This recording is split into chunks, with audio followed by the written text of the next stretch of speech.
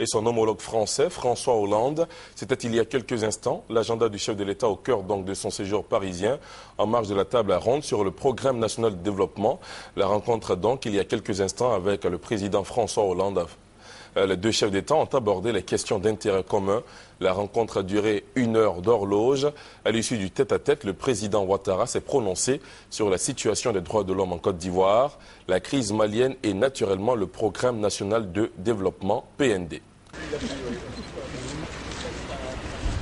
Est-ce que vous allez livrer Mme Gbagbo? Mme Gbagbo est dans de bonnes conditions en Côte d'Ivoire. Je pense que la CPI vient de lever les scellés. Par conséquent, le mandat d'arrêt est officiel, est connu de tous. Nous sommes en train d'examiner la question et nous ferons connaître notre position dans les semaines et les mois qui viennent. Est-ce qu'elle sera jugée en Côte d'Ivoire? Elle peut être jugée en Côte d'Ivoire. Avez-vous évoqué avec le président français les deux rapports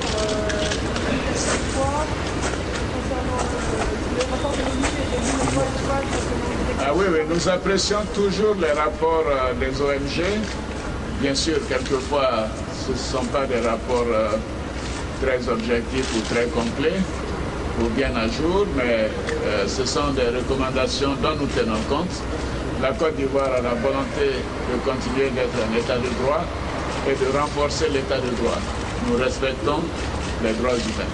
Monsieur le Président, la dernière rencontre avec le président Hollande date du 26 juillet. Oui. Vous le rencontrez pour la deuxième fois. Oui. Est-ce que vous avez évoqué la question malienne? Ah oui, tout à fait. La question malienne est une question urgente. Nous sommes totalement en phase avec le président Hollande qui nous apporte notre soutien, son soutien.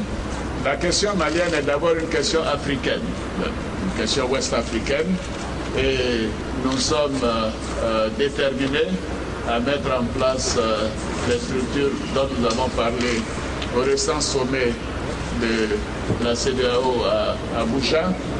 Il faut que le Conseil de sécurité des Nations Unies adopte rapidement la résolution pour permettre une intervention au Mali. Pour nous, c'est une question qui est d'une très grande urgence. Une intervention militaire? Mais il faut bien sûr le dialogue politique, mais une intervention militaire me paraît indispensable. Et dans les meilleurs délais. Vous y croyez toujours à l'intervention militaire? Mais les forces ouest-africaines et africaines sont quasiment prêtes. Le nombre par pays a été arrêté ces jours-ci et nous attendons la résolution des Nations Unies pour préparer nos forces pour une intervention si le dialogue politique n'aboutit pas.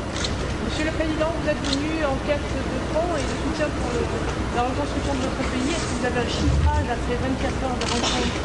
Oui, les choses se déroulent bien. Nous sommes venus pour le groupe consultatif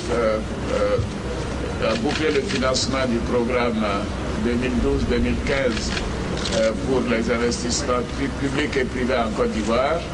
La première journée s'est très très bien passée et nous sommes optimistes. Nous pensons que les 17 milliards qu'il nous faut pour cette période seront largement dépassés. Faites présenter les armes.